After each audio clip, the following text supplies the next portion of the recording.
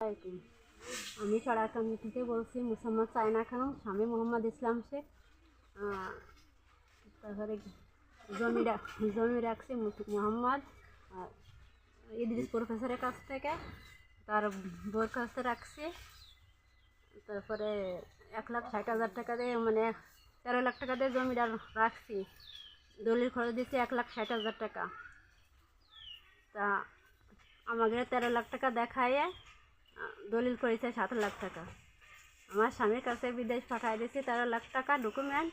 ও এই জায়গাতে 7 লাখ টাকা করে জমা দিচ্ছে। কিডা করলো আর তার নাম বলে? মোহাম্মদ রিপন মৌরি। সে আমার সাথে এরকম প্রতারণা করছে। তা আমি 1,60,000 টাকা দিয়েছি দলিল খরচ করতে। আর জমিটা নিয়েছি এলো ইদ্রিস প্রফেসরের বোর কাছ থেকে। তো তারপরে কি হয়েছে পুরো? আর তারপরে ঘটনা দলিল করলো, দেখালো মানে আমাকে দেখাইছে 13 লাখ টাকা লিখিছে আমাকে সামনে। তারপরে দলিল জমা দিয়েছে 7 লাখ টাকা। 7 লাখ টাকা কখন দেখলেন? আমরা মানে টেস্ট করার পরে দেখলাম। মানে তারা জমিটা আমানত করলো। কে করলো আমানত? আমানত করলো রাজু।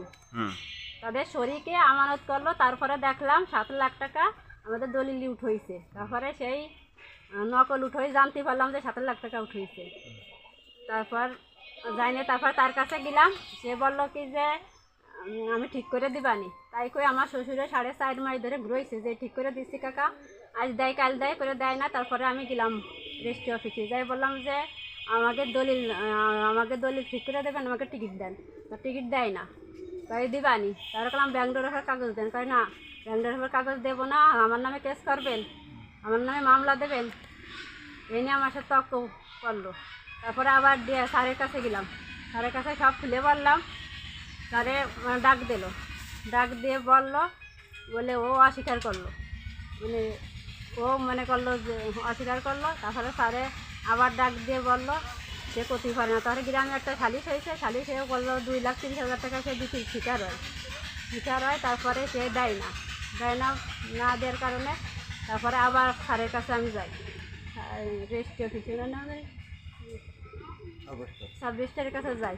সে বললো যে সামনে মঙ্গলবার আপনারা আসেন, আমি সমাধান করতেছি। আমার নামে অনেক, মানে এরকম যেন আর কোনো মহিলাকে সাথে না করে। প্রবাসীর জীবন অনেক কষ্ট করে তারা টাকা ইনকাম করে পাঠায়। আমি কৃষি ব্যাংকেতে টাকা উঠাই, 2.5 লাখ টাকা উঠাই দিছি। আমি গরু বেচে দিছি। তারপরে কয়টা গরু? গরু বেচেছি 2টা আড়ে গরু। কত টাকা? 5 লাখ টাকা। আর ওই যে কৃষি ব্যাংকে 2.5 লাখ টাকা উঠাই দিছি। তারপরে দরিদ্র অফিসিতে 1 লাখ টাকা উঠাইছি। মনে করেন আমি এই সব কিস্তি টানতেছি। আমার অনেক কষ্টের টাকা, বুঝছেন। আমি এর বিচার চাই, কঠোর শাস্তি হোক। এই ধরনের প্রতারণা না, এই ধরনের প্রতারণা যেন আর কোনো মহিলার সাথে না করে, কোনো প্রবাসী ভাইদের সাথে না করে। আমি এর বিচার চাই। এই জমি আমার সালমান আলা সেটকে ঠিক করে বোর্ড কাছতে মনে ফোনে ঠিক করে দাম দিয়েছে, ঠিক করে আর কি আমার কলেজে আবার তুমি দলিল ব্যবস্থা করতে। আমি দিচ্ছি 13 লাখ টাকা খেলা আমি উঠেছি, উঠে দলিল করছি।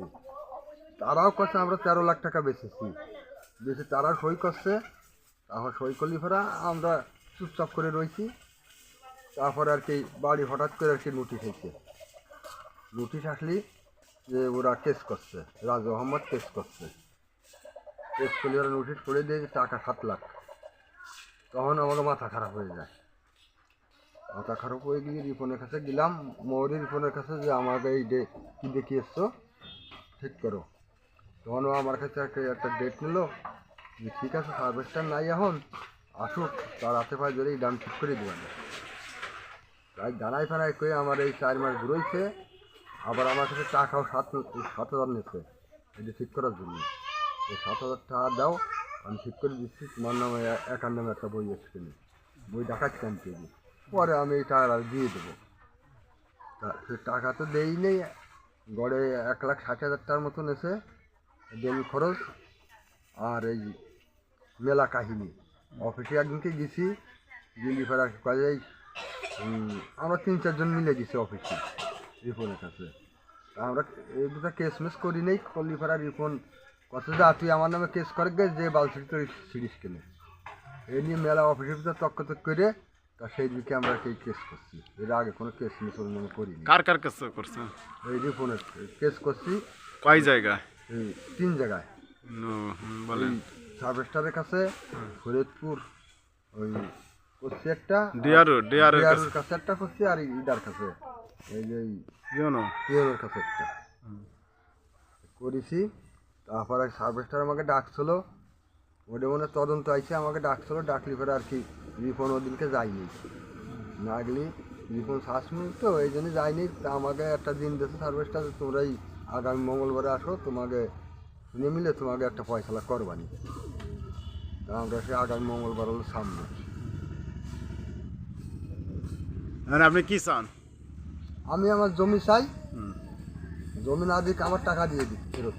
আমি যে টাকা দিয়ে রাখছি, দরকার জমি আমি ছাড়িয়ে দিচ্ছি, আমার টাকা কটা দিয়ে দিই। এই 13 লাখ টাকা আর ওই যে ব্যাংক ডর উপরে 1,60,000, এই 14,60,000 টাকা আমার দিয়ে দিই। আপনার নাম কি, গ্রাম? আমার গ্রামের নাম আছে সোয়ারকান্দি, আমার নাম রোকন।